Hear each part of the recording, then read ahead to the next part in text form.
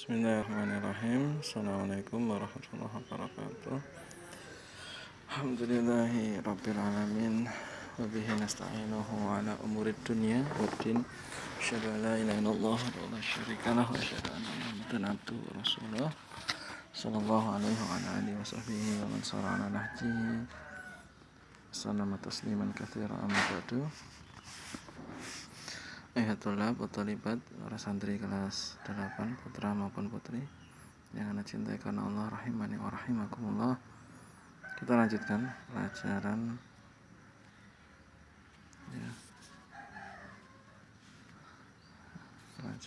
tarikh kita, fikih.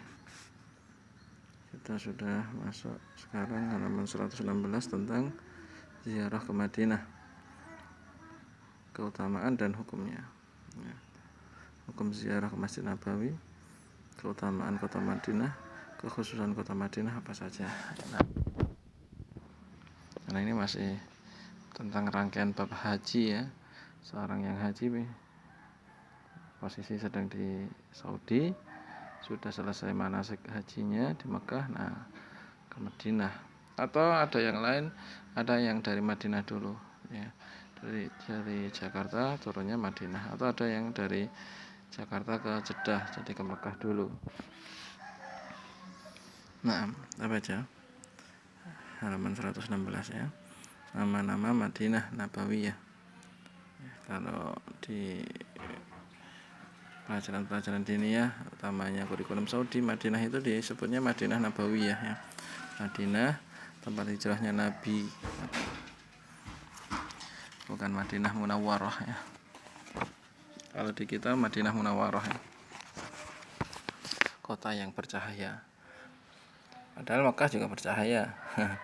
Yang lain juga bercahaya karena lampu-lampunya tiap malam nyala terus.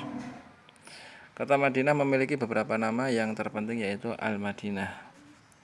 Allah Ta'ala berfirman, yaquluna la irja'na ilal madinati la yukhrijannal a'azzu minhal adhal walillahil izzatu walirasulihi walil mu'minina walakinnal munafiqina la ya'lamun.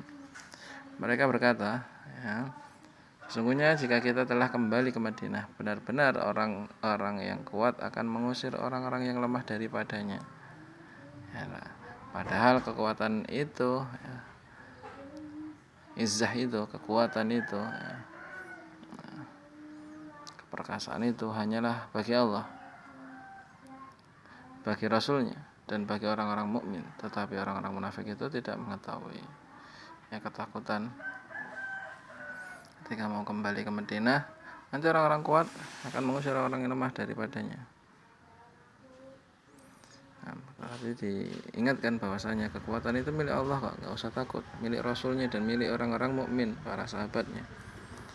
Tetapi orang-orang munafik itu tidak mengetahui. Surat Al-Munafiqun ayat 8. Nah, kemudian nama lain dari Madinah juga adalah Tobah ya. Dari Jabir bin Samurah, dia berkata, aku telah mendengar Rasulullah bersabda. Jabir bin Samurah dari Nabi SAW ya, bersabda, innallaha ta'ala sammal Madinah Tobah atau Tobata. Sesungguhnya Allah Azza wa Jalla menamakan Madinah dengan Tobah. Dan juga nama lain yaitu Tibah. Dari sahabat Zaid bin Thabit dan dari Nabi SAW, beliau bersabda, innahu tibatu ya, innahu tibatu yakni al-Madinatu wa innaha tanfil khabath atau tanfil khabitha kama tanfin nar khabatha al-fiddati.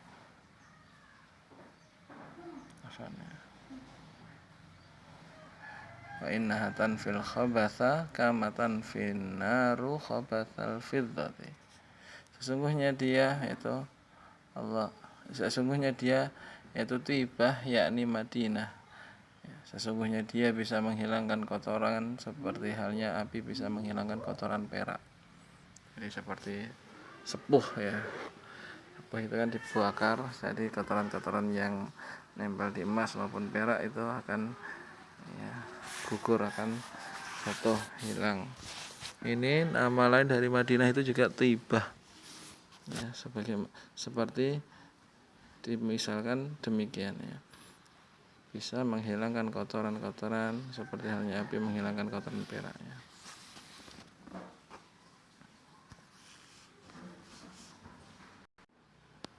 Yang jelas kotoran-kotoran hati tentunya, ya, karena di sana ya, penuh dengan dakwah Islam. Jadi akan mengikis kotoran-kotoran hati manusia yang mau mengambil pelajaran, yang mau menuntut ilmu, ya, di Madinah sama Nabi dan Rasul, sama Nabi dan para sahabatnya, ya. Jadi kotoran-kotoran dalam hati itu akan hilang, akan guguran seperti halnya api bisa menghilangkan kotoran perak. Hadis riwayat Muslim. Kemudian hukum ziarah Masjid Nabawi. Jadi nama-nama Madinah sekarang hukum ziarah Masjid Nabawi. Disunahkan mengunjungi Masjid Nabawi karena kapan saja dan tidak ada ketentuan waktunya. Ya, kapan saja, tidak dikhususkan bulan ini tidak, tapi setiap waktu, setiap saat kalau kita sempat, kita bisa, maka disunahkan mengunjungi Masjid Nabawi, ya. Karena sudah sampai Mekah, ya, rugi kalau nggak mengunjungi Masjid Nabawi. Nah, mengunjungi Masjid Nabawi bukan termasuk syarat atau rukun atau kewajiban haji. Tidak masuk padanya manasik haji. Manasik haji sudah selesai, ya, dengan tanggal 13 mabit di Mina itu, lempar jumrah itu. Nah, kemudian ziarah ini enggak ada kaitannya dengan manasik haji, baik itu syarat atau rukun atau kewajibannya. Dan yang diwajibkan ketika sengaja mendatangi Masjid Nabawi dimaksudkan untuk sholat di Masjid Nabawi dan bukan untuk ke kuburan Nabi. Nah, ini yang benar, ya. Jadi maksud kita melakukan perjalanan ke Masjid Nabawi itu adalah untuk sholat di dalamnya, karena sholat di dalamnya pahalanya lebih baik daripada, ya, 1000 kali dari masjid-masjid yang lain, ya. Kalau di Mekah, di Masjidil Haram 100.000 kali. Kalau di Madinah 1000 kali lebih baik daripada sholat di masjid lainnya selain masjid, ya, Haram. Abu Hurairah, dari sahabat Abu Hurairah radhiyallahu ta'ala anhu, dari Nabi sallallahu alaihi wasallam, beliau bersabda, ya, la tusyaddur rihal. Nah, syaddur rihal atau la tasyuddu, ya, fi'il. Kalau tusyaddur rihal, kalau tusyaddu maka rihalu. Tapi kalau tasyuddu berarti la tasyuddur rihala. La tasyuddur rihala illa ila thalathati masajid. Masjidi hadza wal masjidil haram wal masjidil aqsa. Tidaklah disiapkan bepergian, ya. Nah, syaddu ini, ya, sangat-sangat menyiapkan sekali, persiapannya penuh dengan kematangan, ya. Siapkan bekalnya, siapkan kendaraannya, siapkan apa-apanya. Ini la tasyuddu. Jangan siap-siap, ya, jangan benar-benar mempersiapkan dengan sebaik-baiknya ketika bepergian kecuali menuju ketiga masjid. Kemana saja? Yaitu ke masjidku ini, maksudnya Masjid Madinah, ya, Masjid Nabawi, kemudian Masjidil Haram dan Masjidil Aqsa, ya. Jangan kalian bepergian kecuali menuju itu, ya. Jangan mempersiapkan bekal, mempersiapkan dengan sangat itu, kecuali untuk pergi ke 3 masjid ini. Kalau rekreasi tamasya nggak masalah, itu tapi tujuannya refreshing, bukan untuk ta'abbud, untuk ibadah. Tapi yang dilarang itu adalah ketika bepergian ke suatu tempat dengan keyakinan, ya, tempat itu berpahala, tempat itu yang memiliki barokah, ya, seperti kita ketahui, ya, adatnya orang-orang kita, orang Indonesia, kadang-kadang sering-seringnya senangnya ziarah makam, ya, ziarah makam wali songo, ziarah wali sunan siapa. Nah, itu tidak boleh. Dari hadis yang kita baca ini tidak boleh, ya, mempersiapkan bekal kecuali dalam bepergian ke 3 masjid ini dalam rangka ibadah tentunya, ya. Kalau dalam hal duniawi, seperti kita tamasya, rekreasi, rihlah untuk tadabbur alam, itu enggak masalah. Nah, Syekhul Islam Ibnu Taimiyah berkata, apabila maksud bepergian untuk ziarah kubur Nabi tanpa sholat di masjidnya, maka para imam dan kebanyakan ulama berpendapat bahwa hal tersebut tidak disyariatkan dan tidak diperintahkan. Jadi haram ya kalau tujuannya murni untuk menziarahi kubur Nabi, ini haram ya. Kuburan ziarah kubur Nabi saja kalau kita bermaksud demikian ya. Bukan maksudnya kok ziarah Masjid Nabawi, tapi tujuannya adalah ziarah kubur Nabi ya. Ini Syekhul Islam berpendapat ya, tidak boleh, tidak disyariatkan, tidak diperintahkan. Berarti haram. Terlebih kuburan selain Nabi ya, begitu. Kita ziarah ke kubur Nabi itu karena kita tujuan utamanya adalah ziarah ke Masjid Nabawinya. Kemudian setelah dari Masjid Nabawi baru sekalian ziarah ke kuburan beliau sallallahu alaihi wasallam. Karena sholawat kita insya Allah akan sampai ke beliau. Tidak perlu kita khususkan untuk ziarah ke makam beliau. Nah, dan kalau ada keyakinan ya lebih utama, lebih afdal kalau kita di depannya kuburan Nabi sallallahu alaihi wasallam ya. Jadi tujuannya tetap ziarah. Nah, ini seakan-akan Allah ya, dikiranya Allah tidak maha mendengar, padahal Allah maha mendengar. Di semua tempat kita bersolawat kepada Nabi sallallahu alaihi wasallam akan disampaikan oleh Allah Subhanahu wa taala. Ya, kita akan dapat pahala dari rumah kita masing-masing ya. Nah, jadi yang jelas intinya tidak boleh bepergian ziarah, intinya ziarah kecuali ketika masjid itu. Dan ziarah kubur itu juga bukan maksud tujuan utama, tapi tujuan utamanya adalah ziarah ke Masjid Nabawi, kemudian sholat di dalamnya, baru kemudian sekalian ziarah kubur. Maka para imam dan kebanyakan ulama berpendapat tadi ya, tidak disyariatkan, bahkan tidak diperintahkan. Adapun hadis-hadis tentang mengunjungi kubur Nabi menurut kesepakatan para ulama hadis adalah lemah, bahkan maudhu', itu palsu. Dan tidak ada seorang pun dari ahli sunan yang terpercaya yang meriwayatkan sedikit pun dari hadis-hadis tersebut. Ya, jadi nggak ada hadis tentang keutamaan mengunjungi kubur Nabi. Yang jelas syariat yang menjelaskan bagaimana kalau kita sudah sampai Masjid Nabawi ya, kemudian melewati kubur Nabi SAW, apa yang kita ucapkan. Nah, itu baru ada. Di antaranya adalah mengucapkan salam dan sholawat pada beliau, kemudian kepada Abu Bakar, kemudian kepada Umar radhiyallahu taala anhuma. Demikian pula para imam, tidak seorang pun yang berhujjah dengan hadis-hadis sedikit pun. Hadis-hadis tersebut itu. Lihat Majmu' Fatawa juz 27 halaman 66. Kemudian keutamaan Madinah. Ya, ini tadi hukum ziarah ke Masjid Nabawi. Ya, dan juga ada penjelasan bagaimana kalau tujuan khusus ziarah kubur Nabi. Sekarang keutamaan Madinah Nabawiyah.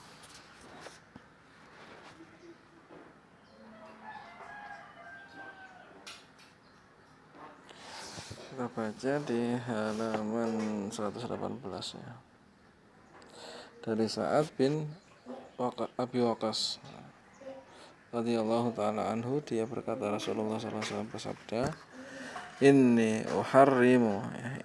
uharrimu ma baina labatail madinati an yuqta'a idhahuha aw yuqtala sayduha wa qala al madinatu khairun lahum law kanu ya'lamuna la yada'uha ahadu raghbatan anha. Sesungguhnya aku jadikan tanah haram antara batu bata Madinah, labatai ya, batu bata Madinah, dan aku haramkan untuk memotong ranting-rantingnya ya. Yuqta'a idhahuha berarti ranting-rantingnya. Au yuqtala sayduha ya, buru hewan buruan, sayduha, atau menyembelih buruan. Wa qala al-Madinah, dan beliau berkata, Madinah lebih baik bagi mereka kalau mereka mengetahuinya. Lau kanu ya'lamun. La yada'uha, tidaklah seorang meninggalkan Madinah karena benci kepadanya, kecuali pasti Allah akan menggantikannya di kota Madinah dengan yang lebih baik darinya. Kalau ada orang yang tidak suka dengan Madinah, Allah akan ganti orang tersebut dengan orang yang lebih baik. La yada'u ahad ragbatan anha illa abdalallahu fiha man huwa khair minhu. Kemudian wala yathbutu ahadun, dan tidaklah seorang teguh dalam kesungguhannya, ala li'awaiha wajahdiha illa kuntulahu safi'an aw syahidan yaumal qiyamah. Tidaklah seorang teguh dalam kesungguhan, teguhan rajin, kecuali aku akan menjadi pemberi syafaat atasnya atau sebagai saksi kelak di hari kiamat. Ya, hendaknya ketika sudah masuk ke Madinah, dia jadi orang yang baik hatinya, kemudian juga dia penuh dengan kesungguhan, menjalankan ketaatan, meninggalkan larangan, ya. Karena nanti Nabi SAW akan memberi syafaat atasnya dan sebagai saksi sebagai orang yang baik kelak di hari kiamat. Kalau kita benar-benar di Madinah itu, ya, namanya menghormati kota Madinah. Memotong ranting-ranting dahan pohonnya atau memburu hewan buruan. Nah, itu keutamaan Madinah Nabawiyah. Kemudian dari Abu Hurairah, dia berkata, Rasulullah sabda, umirtu biqaryatin ta'kul qura yaquluna yathribu wa hiyal madinatu tanfin naru kama yanfil kibaru atau yanfil kiru khabatha hadith. Yanfil kiru khabathal hadid. Aku diperintahkan ke negeri yang memakan negeri-negeri lain. Mereka mengatakan, Yasrib, ia adalah Madinah. Ia akan membersihkan manusia seperti halnya api membersihkan kotoran besi. Jadi tadi ya, penuh dengan kesucian, kehormatan untuk Madinah, ya. Akan mensucikan orang-orangnya. Ya, kalau benar-benar mau mensucikan diri orang-orangnya. Ya. Hadis riwayat Bukhari dan Muslim. Nah,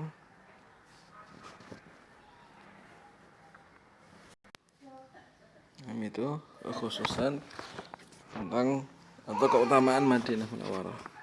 Terus sekarang kita baca kekhususan Madinah An-Nabawiyah halaman 109 ini ya. Kota Madinah dikhususkan setelah kota Mekah dengan kekhususan dan keistimewaan dibanding kota-kota yang lain. Di antaranya yang pertama, bahwasanya kota Madinah merupakan tanah haram yang aman dari gunung air sampai gunung Thaur. Jadi aman dari gunung air sampai gunung Thaur. Tidak boleh dipotong pohon-pohonnya, tidak boleh diburu binatang buruannya, dan tidak boleh diambil barang-barang yang terjatuh padanya. Kalau kita menemukan sesuatu di tanah haram, ya, jangan diambil. Kecuali kita mau ambil kemudian dikasihkan ke petugas, agar orang yang kehilangan bisa mencari di tempat atau di suatu tempat yang sudah ditentukan oleh petugas di sana. Nah, kita baca hadis riwayat Bukhari dan Muslim. Al-Madinatu harama ma baina atau hurima ma baina air ila Thaur. Ya. Aman dari gunung air dan gunung Thaur. Faman ahdatsa fiha hadatsan aw awa muhdatsan fa alaihi la'natullahi wal malaikah. Barang siapa yang membuat, ya, bid'ah, faman ahdatsa, ya, siapa berbuat bid'ah, berbuat amalan-amalan yang baru di Madinah atau melindungi pelaku bid'ah, aw awa,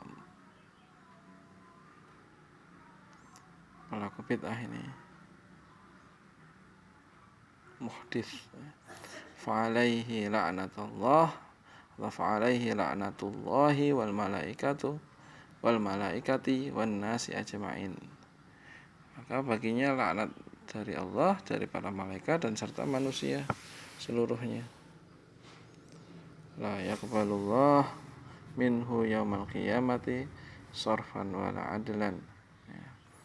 Dan Allah tidak menerima darinya tebusan pada hari kiamat. Tidak menerima tebusan pada hari kiamat. Maksudnya ya orang-orang yang semisal ini yang berbuat perkara-perkara baru dalam agamanya, atau dia melindungi pelaku-pelaku bid'ah di kota Madinah ini, maka Allah akan ya laknat, dan malaikat dan manusia itu melaknat mereka semua.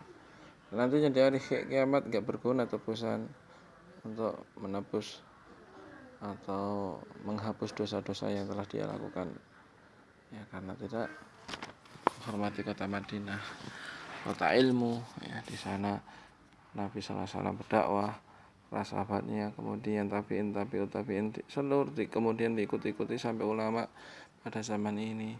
Ya, ilmu itu dari Madinah. Nah, maka Rasulullah SAW telah menjadikan kota Madinah menjadi tanah haram, sebagaimana Ibrahim telah menjadikan kota Makkah sebagai tanah haram. Nah, itu dulu yang bisa kita baca. Insyaallah di pertemuan berikutnya kita baca perbedaan keharaman Mekah dan keharaman Madinah apa saja. Nah, insyaallah akan kita lanjutkan di pertemuan berikutnya. Semoga Allah mudahkan.